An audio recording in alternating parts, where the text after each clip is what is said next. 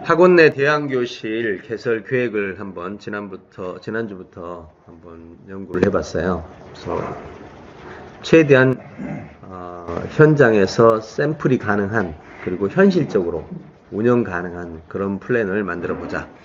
그리고 이걸 토대로 저는 이제 이렇게 생각해요.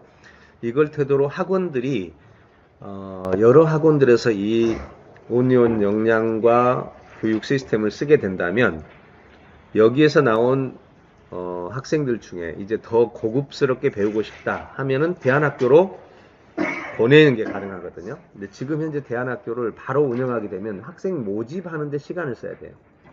제가 예전에 아가피아 시스템이 있었을 때 전국에 한 150개 프랜차이즈가 있었거든요. 교회 안에. 그때는 어땠냐면 캠프 합니다라고 하면 400명이에요. 기본적으로. 예, 사복 5일을.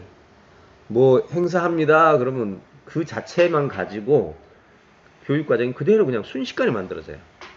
학교도 그냥 만들어지고 뭣도 만들어지고, 그것을 우리는 그 백그라운드, 뒤에서 받쳐주는 그런 시스템이라고 보거든요.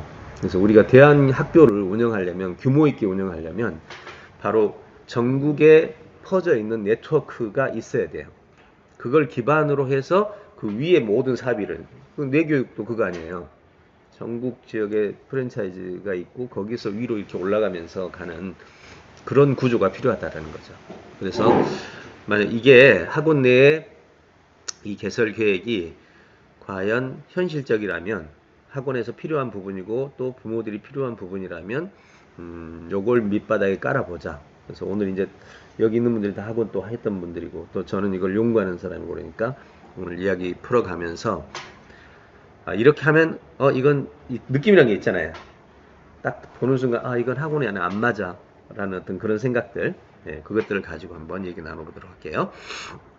핵심 그겁니다. 학원 안에 공간 하나를 대안교실로 만들고 그 안에서 프로그램을 운영한다. 그랬을 때 학생들을 모집할 수 있겠느냐, 두 번째 학생들을 가르칠 수 있겠느냐, 계속해서 성과가 나올 수 있겠느냐, 그래서 이것이 샘플로 성공할 수 있겠느냐, 요것이 기준이에요. 자, 그럼 한번 같이 봅시다.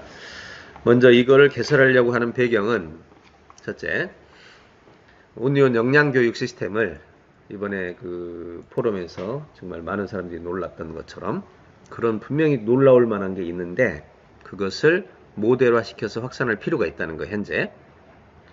그리고 전일제 대안학교를 운영하기에는 지금 좀 더 준비가 필요하다고 봐요, 저는. 왜? 바로 지금 하기에는 할 수는 있어. 왜? 홍보하고 마케팅하고 사람들을 막 모집하고 부모들을 모아서 세미나하고 이러면 돼요. 근데 제가 왜 얼른 시작을 못하냐면, 제가 그 일만 해야 돼. 그래서 손을 못 대는 거예요. 왜냐면 제가 꿈미학교든 올리언 스쿨이든 해야 했던 사람인데 못할 일은 아니죠. 근데 그 일만을 한다는 건 지금 현재 우리 온리온 그룹 사업으로 봤을 때는 모든 걸 다 포기해야 되는 상황이 되는 거예요. 그래서 제가 손을 못 대는 거예요. 그래서 밑바닥에 민초들을 만들어 놓자. 그리고 이 민초들이 세팅되면 거기서 불러내서 대안학교가 오프라인 기숙사형이 되도록 하자. 이게 이제 두 번째입니다. 그 다음에 확산에 필요한 수요처 중에 학원의 빈 교실들이 요즘 많아지고 있고, 그래서 이걸 좀 활용해보고, 학원이 최대한 좋은 시스템이다. 이미 준비되어 있는 공간 준비, 그 다음에 가르치는 원장이 준비되어 있고, 그 다음에 학생들도 거기에 준비되어 있고, 그럼 우리는 프로그램만 정확하게 제공해 준다면 학원 이 공간들을 최대한 활용할 수 있을 것이다. 그래서 학원 원장들이 딱 봤을 때 이거 정말 꼭 해야 되겠다 라는 생각이 들도록 컨셉이 잡혀야 돼요. 근데 또 학과목 가르치는, 국영수사과 가르치는 이러저러 간다면 지금까지 내가 고민해왔던 부분이죠. 그러니까 정말 그걸 하면 좋겠다는 생각을 하지만, 그랬다면 오늘날 같은 이런 연구 결과는 안 나왔던 거죠. 본질적으로 갔기 때문에. 그래서 학원 빈 교실을 활용하되 온리온 역량교육 시스템을 가지고 학원장들의 관심을 끌 수 있는지 한번 찾아보자.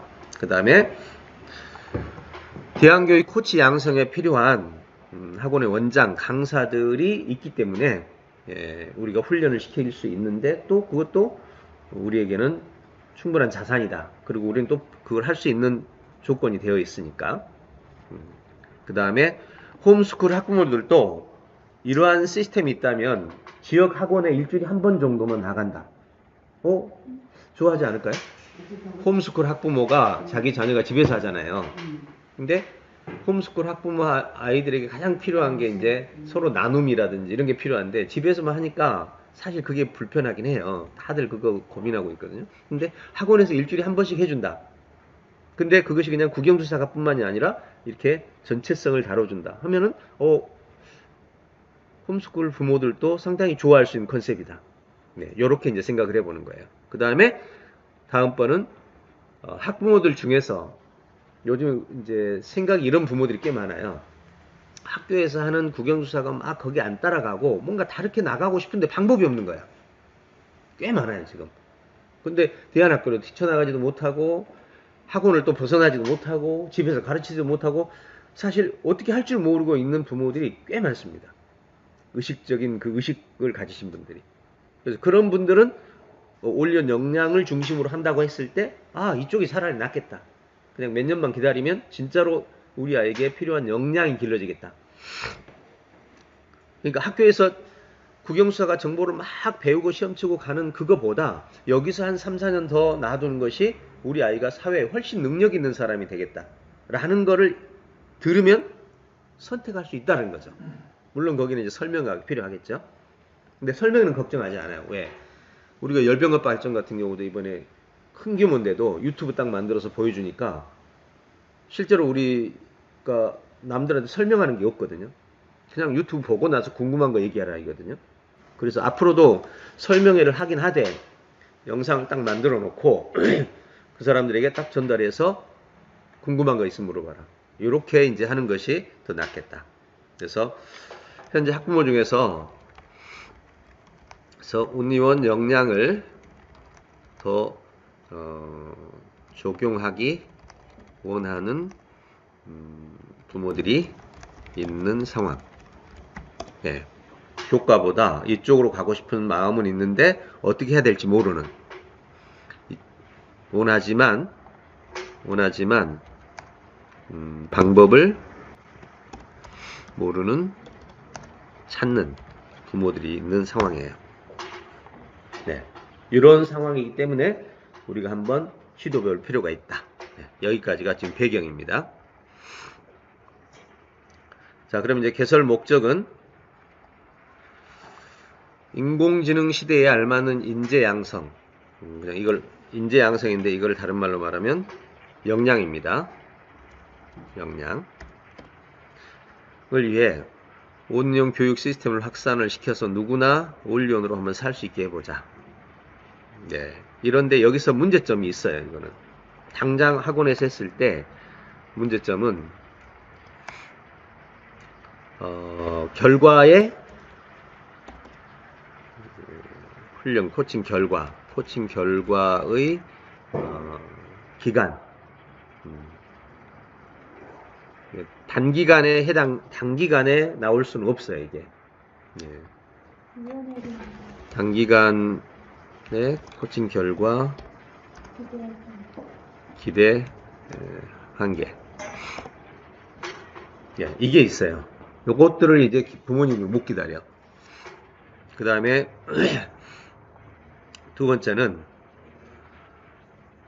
학교의 압력, 학교 교과, 학교 성적, 당장 눈에 보이는 주변 학교 중심의 학교의 성적 중심의 압력이 있어요. 압력을 견뎌야 돼. 압력을 학교의 성적 중심의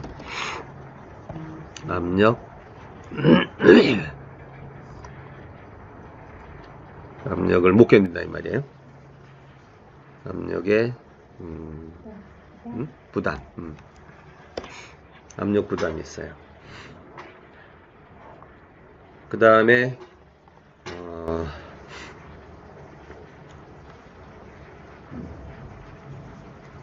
거기에 또 이제 비용 부담도 학생들 같은 경우는 이제 이중 부담이잖아요. 이것도 배우는데 내고 또 학원에 학습도 내야 되는 학원 교육비의 가중 부담. 이런 것들이 있어서 빨리 결정하기는 어려운 부분들이 있다는 거죠. 그래서 계층 자체가 모든 학생들이 다 여기에 해당될 수 있는 상황은 아니라는 거죠. 그럼 대상이 누가 되겠어요? 학습보다는 첫째는 보세요. 여기 대상이 누구냐면 대상이 부모의 가치가 학습보다는 이게 더 중요하다. 역량이 더 중요하다.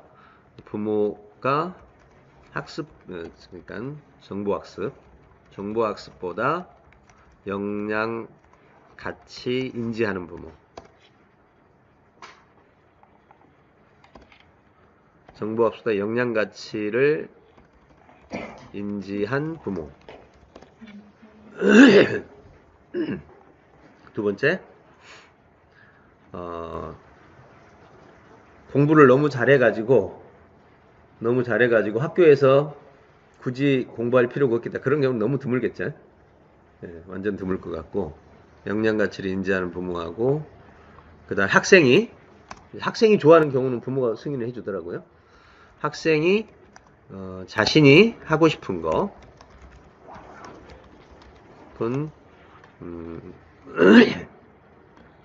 관심을 쫓아 공부하려는 학생의 경우. 또 있을까요? 대상으로서. 근데 여기서요, 우리가 생각해야 될 게 뭐냐면, 해설 전략을 보면 대상을 이렇게 봤거든요. 그러니까 부족한 역량을 개발하고 싶은 학생이란 말이야. 그러면은 코칭 절차에서 얘가 5년 역량 안에는 분명히 학교 공부도 들어있단 말이에요. 그러니까 방법에서는 이거예요. 코칭 계획에서 계획서를 작성을 하고 한단 말이에요. 그러면 이 아이가 한번 수학만 한번 3개월 동안 해서 성적을 팍 끌어올리고 싶다. 그러면 우리는 그 계획서에 따라서 그것만 해주면 되는 거예요. 그러니까 역량의 기반에 깔고 간다면 가능하지 않겠나. 그러니까 자, 주도성 인성을 깔고 인지성을 깔아요. 그리고 위에서 이제 3개월 동안 플랜을 부모가 와서 상담하는데, 이 아이는 영어를 한번 집중해서 한 3개월 동안만 정말 남들이 놀랄 만큼 결과를 내달라. 그러면 그것만 해주면 된다.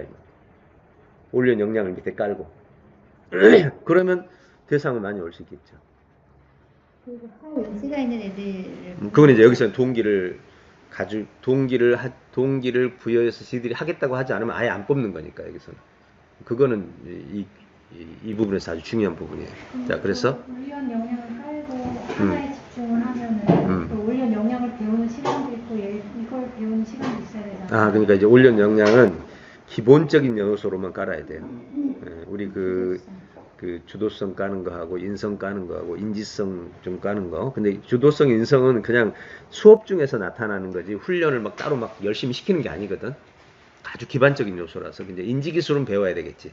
인지 기술을 배워야 영어도 잘할 수 있고 수학도 잘할 수 있으니까 그 부분은 필요가 하겠죠. 그러니까 현재 코칭 계획은 이런 거예요. 부모하고 상담을 하고 처음에 무료 상담이에요. 이때 이제 설문을 주는 거죠. 설문 주고 가져와서 이제 추가 진단을 받는다. 이때부터는 비용을 내는 거예요.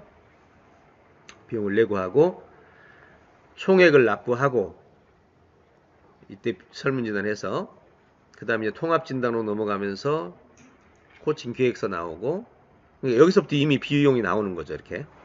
총액이라는 거는 3개월이면 3개월. 총액 납부하는 쪽으로 가자는 거죠. 이제 이걸 어떤 식으로 할까는 좀 생각해 보고, 이제 방향이 우선 그렇게 좀 생각해 보는 거예요.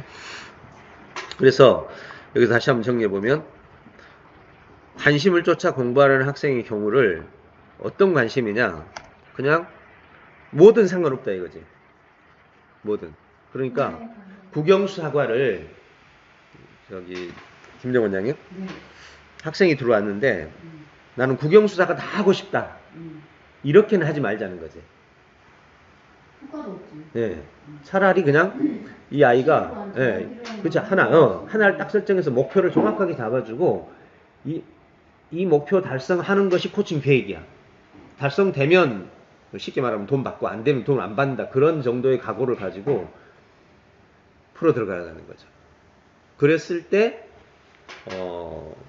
이 플랜이 괜찮겠냐 이 말이야. 국영수사과를 다 다루는 학원에 이런 개념은 우리가 포기하자.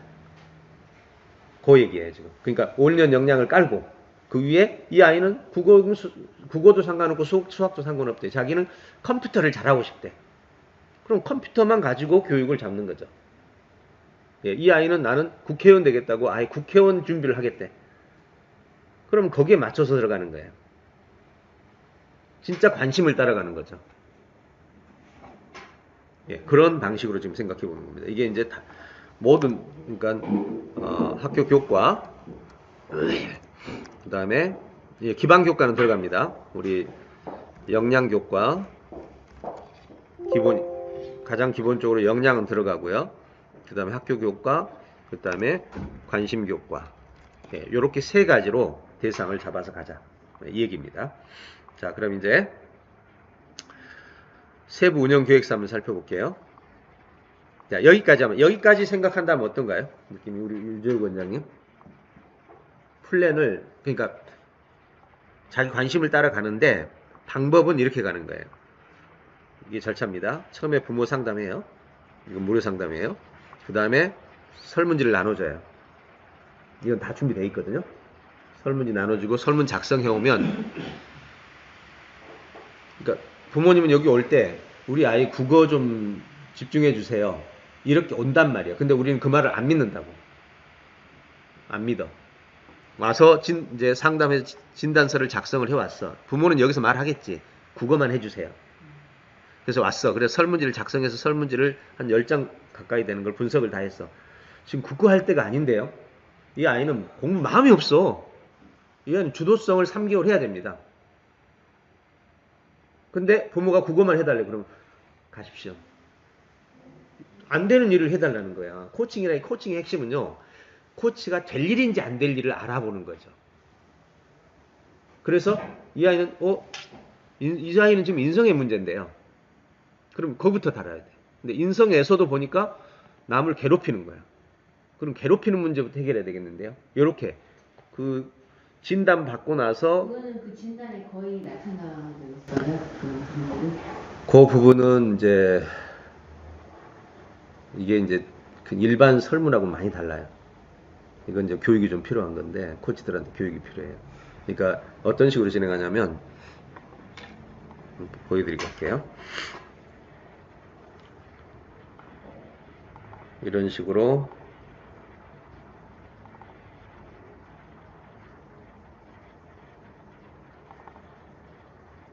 만약에 계약서를 쓰기 전에 만약에 다지능 평가를 했다. 이렇게 나와요. 그럼 여기가 본인 평가 있고 부모 평가가 있거든요. 예를 들어서 작문 실력이 뛰어나고 평균 이상이다 했는데 본인은 0 나오는데 여기 부모는 5 나오는 경우가 있어. 이렇게 막 차이가 나는 문제가 심각한 상황들이에요. 근데 그런 것도 있어. 아이가 성실하다고 생각합니까? 그 아이는 아니라고 그러는데 부모는 엄청 성실하다.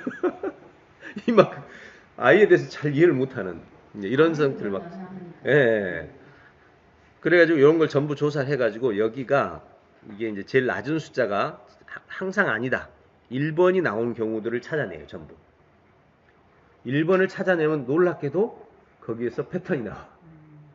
왜? 그럴 수밖에 없잖아. 하나 못하면 다른 그 연결되고도 못하게 돼 있거든. 이런 진단표가 10개라니까. 그 10개를 전부 분석하고 나면 지가 아무리 거짓말로 해도 다 나오게 돼. 그럼 그 부분에서의 문제를 찾아가지고 얘가 이것 때문에 다른 것들이 해결이 안 되는 거예요. 예, 거기서 찾아내는 거예요. 그래가지고 그걸 집중적으로 다뤄서 플랜을 이제 짜는 거죠. 이제 플랜 짤 때는 혼자 이제 코치 혼자 짜는 게 아니라 이제 선임 코치가 봐줘. 선임 코치가 봐주고 그다음에 코치가 짠 다음에 다시 선임 코치가 최종 검토하고 마지막에 위원회에서 최종 검토. 완전히 확정되면 부모하고 사인. 물론 부모님하고 또 이제 승인 절차 거쳐야지. 부모님이 봤을 때 또 아닌 것도 있을 수 있으니까.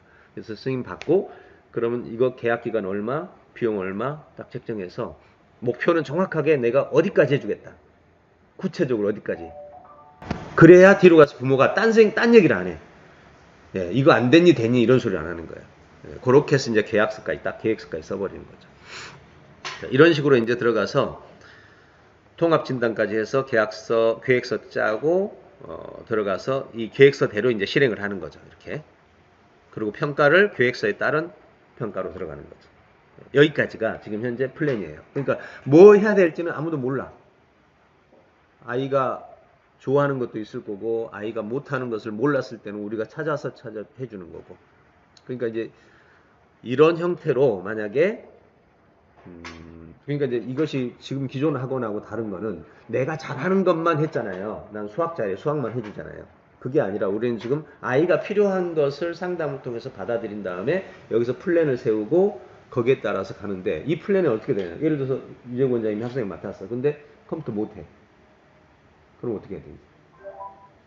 방법. 컴퓨터를 잘하는 코치를 하나 데려와서 하든지 아니면 이 선생님은 관리, 가이드 역할을 맡고 컴퓨터 잘하는 선생님을 소개를 해서 그 선생님이 가르치게 하고 이 아이의 관리, 총체적인 관리는 그 선생님이 못하거든요.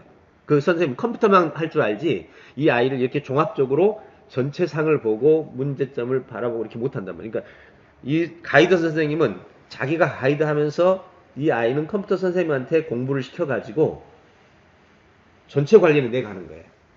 그럼 이제 이런 경우는 내가 시간이 많이 안 들겠죠. 컴퓨터 교육이 이쪽에서 하니까. 그럼 내가 관리하는 학생들이 만약에 이 학생들이 전부 선생님이 다 다르다. 나는 관리만 하고 선생님이 다르다. 그럼 나는 30명, 40명도 관리할 수가 있지. 내가 가르치는 게 아니니까.